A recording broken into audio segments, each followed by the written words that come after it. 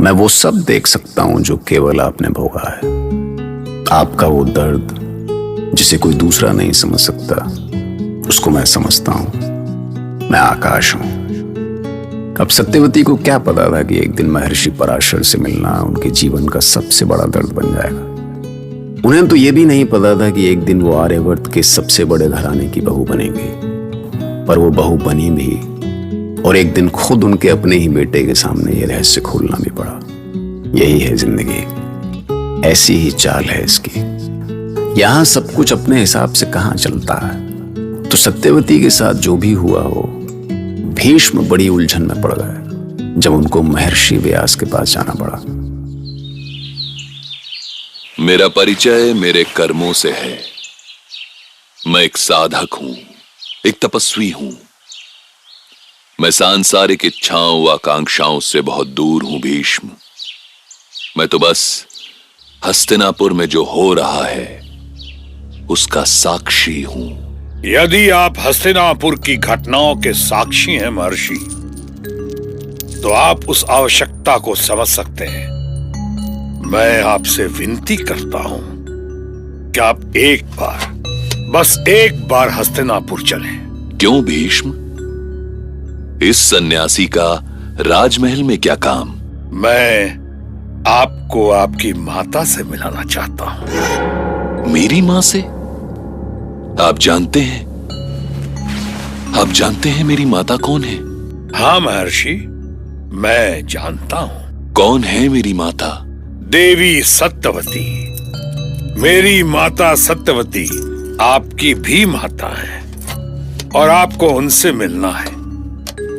वो आपके दर्शन करना चाहती हैं, आपसे कुछ कहना चाहती हैं। यदि ऐसा है तो मैं उनसे अवश्य मिलना चाहूंगा।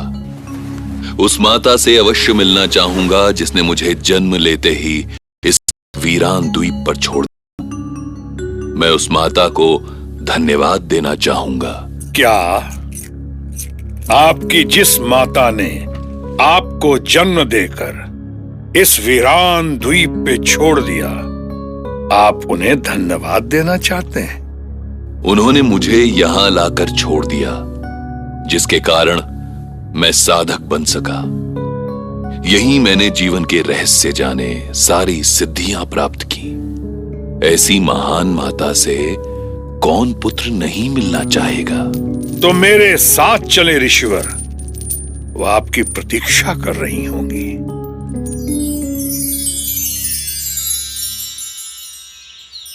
अंबिका, आज तुम वैसा ही श्रृंगार करोगी जैसा अपने पति से पहली बार मिलने के लिए किया था। वैसे ही आभूषणों से सजोगी जैसे उस समय सजी थी। पर क्यों राजमाता? कोई विशेष दिन है? हाँ, तुम्हारे जीवन का सबसे शुभ दिन है। अंबालिका, तुम भी आज पूरा श्रृंगार करोगी। विंता, ये विंता जी राजमाता, यही हूं।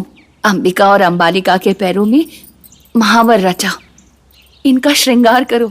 जी राजमाता। पर बात क्या है राजमाता? क्या हमें किसी उत्सव में जाना है? जितना कहती हूं उतना करो अंबिका। समय आने पर तुम्हारे प्रश्नों के उत्तर तुम्हें स्वयं मिल जाएंगे। ये आज राजमाता को क्या हो गया विंता? ऐसा तो कभी नहीं हुआ कि उन्होंने हमें कोई आदेश दिया हो और उसका कारण नहीं बताया हो। अब राजमाता के मन की बात मैं कैसे समझ सकती हूँ महारानी? मैं तो आदेश का पालन करने वाली एक दासी हूँ। पर उन्होंने तुम्हें कुछ तो बताया होगा। क्षमा करें महारानी, हस्तिनापुर का हित मेरे लिए सबसे ऊपर है, और मुझे लगता है कि यदि राजमाता ने किसी बात को छिपा कर रखना चाहा है तो उसके छिपे रहने में ही हस्तिनापुर का हित है। पर विश्वास रखिए, मेरा मन कहता है कि राजमाता सत्यवती जो भी करेंगी वो आपके शुभ के लिए ही करेंगी। हस्तिनापुर नरेश, सभासदों, अंतःपुरवासियों, आर्यवर्त के सर्वसिद्ध महर्षि व्यास पधार रहे हैं। महर्षि व्यास की, महर्षि व्यास की। आइए राजमाता, अपने महर्षि पुत्र का स्वागत कीजिए। माता, आशीर्वाद दें माता, अपने पुत्र को आशीर्वाद दें। आपको देखकर मेरा जीवन धन्य हो गया। सुखम जीवेत पुत्र। आओ, चलो कक्ष में चलो।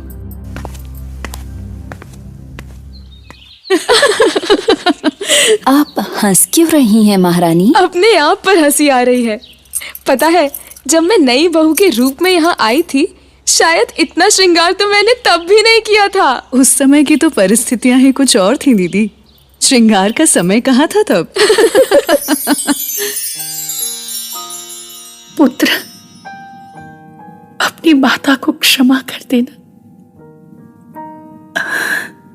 मैंने बड़ा अन्याय किया है तुम्हारे साथ। ये आप क्या कह रही हैं माते? कैसा अन्याय, कैसी क्षमा? आपने तो मुझे जीवन दिया है, दिव्य दृष्टि दी है।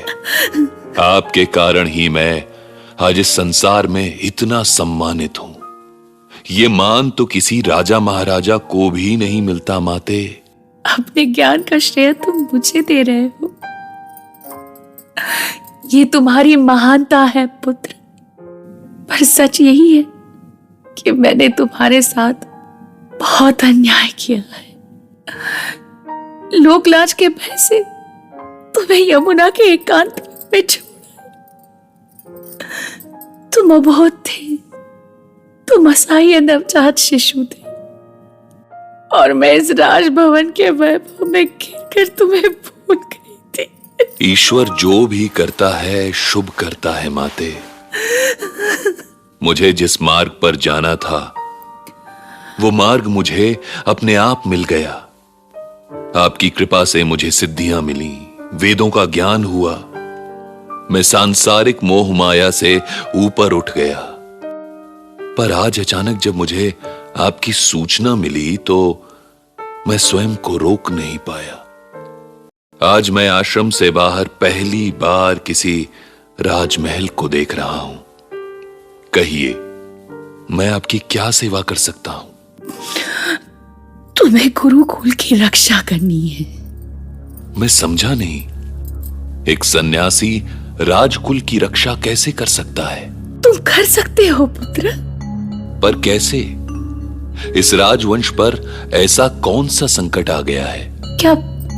क्या देवव्रत ने कुछ बताया नहीं? उन्होंने तो मुझे ऐसा कोई भी संकेत नहीं दिया। ठीक है, मैं बताती हूं, पर पहले मुझे वचन दो कि तुम ना नहीं कहोगे।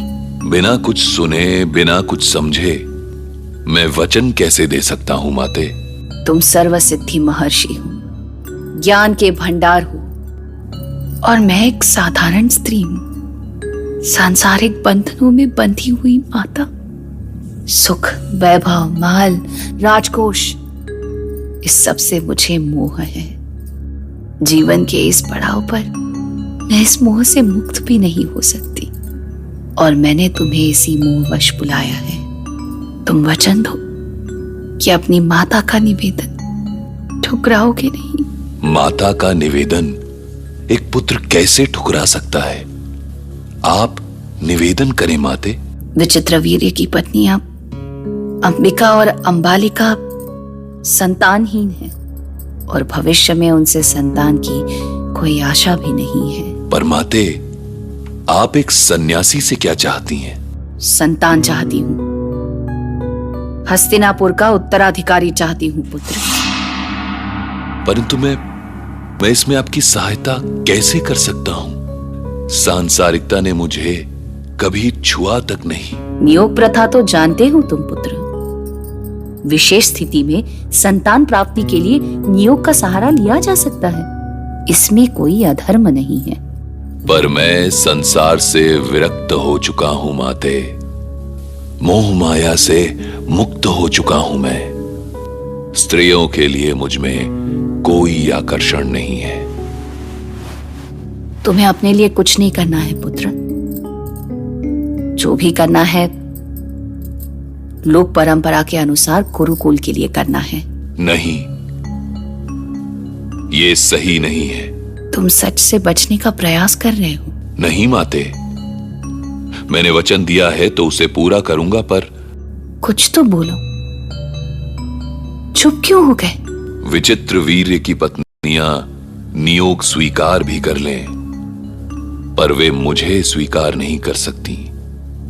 मेरे साथ उतनी सहज नहीं हो सकेंगी। तुम मुझे उलझन में डाल रहे हो पुत्र। मन से स्वीकार करना या ना करना मैं समझती हूँ, पर कुरुवंश के मिट जाने के संकट के सामने ये कुछ भी नहीं है। मैं कैसे समझाऊं कि नियोग स्त्री की भावनाओं के विरुद्ध? इस समय मैं ना भावनाओं को समझना चाहती हूँ और ना उसका ये समय है। नहीं चाहती हूँ कि जिस कार्य के लिए मैंने तुम्हें बुलाया है वो तुम्हें करना है। ठीक है माते, फिर मुझे कुछ नहीं कहना है।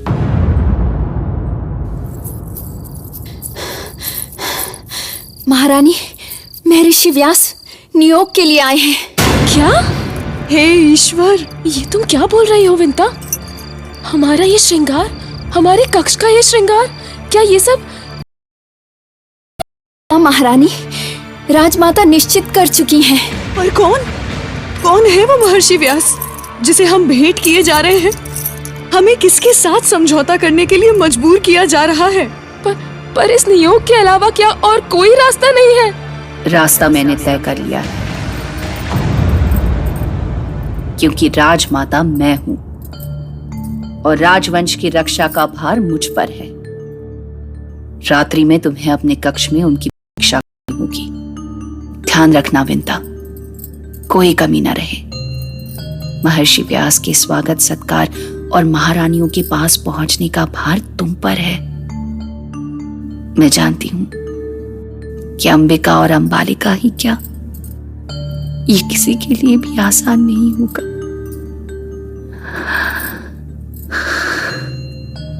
पर तुम जानती हो कि इसके अलावा और कोई रास्ता नहीं है। तुम्हें पल पल की सूचना देनी होगी। यदि कोई भूल हुई तो मैं तुम्हें क्षमा नहीं करूंगी। चिंता ना करें राजमाता। जाओ, अंबिका को सूचना दो।